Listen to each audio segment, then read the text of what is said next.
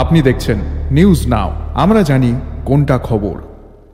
সদ্য অনুষ্ঠিত প্রবাসী ত্রিপুরাবাসী সামিটের পর রাজ্যে বিনিয়োগের আগ্রহ হয়ে উঠেছে প্রবাসী ত্রিপুরাবাসীরা। প্রথমবারের মতো অনুষ্ঠিত এই সামিটে যেখানে যোগ দিয়েছিলেন 85 জন, সেখানে আগামী সামিটে যোগ দেবেন প্রায় 400 জন প্রবাসী ত্রিপুরাবাসী। শুক্রবার ভট্টপুকুরে বাপুজি বিদ্যা মন্দিরে নতুন ভবনের ভিত্তি স্থাপন অনুষ্ঠানে একথা জানিয়েছেন মুখ্যমন্ত্রী ডাক্তার মানিক সাহা। 1953 সালে বর্তমানের ভট্টপুকুর এলাকায় স্থাপিত বাপুজি বিদ্যা মন্দির দীর্ঘ সময়কাল ধরে শিক্ষার প্রচার ও প্রসারে গুরুত্বপূর্ণ ভূমিকা পালন করেছে বলে জানিয়েছেন মুখ্যমন্ত্রী ডাক্তার মানিক সাহা।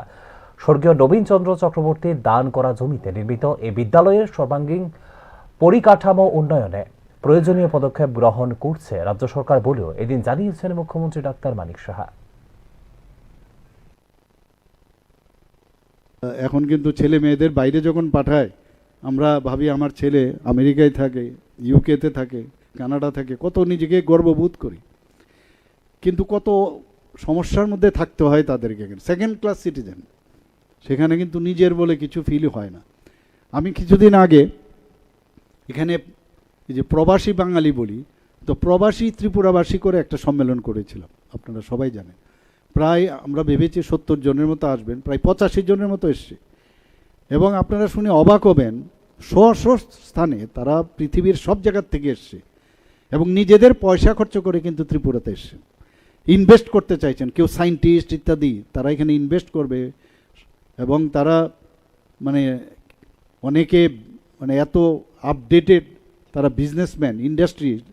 তো আমাদের কাছে কিন্তু একটা পুঁজি হয়েছে, কারণ তারা যেহেতু শিখরের সাথে জড়িত, ত্রিপুরার সাথে জড়িত, অন্যান্য যারা ইনভেস্টার্সরা আসে। কিন্তু আমি আধিকারিকদের বলেছেন যে ওনাদের যে এক্সপার্টাইজ এবং ওনাদেরকে আমাদের যেহেতু ইনভেস্টার্স পলিসি হয়েছে, বিভিন্ন পলিসি আমাদের রয়েছে তাদেরকে, এবং তারাও খুশি। এবং আমি যা শুনলাম এই খবর পেয়ে, প্রায় নেক্সট টাইম যখন সেটা হবে প্রায় 300 থেকে 400 আরও লোক আসবে এখানে।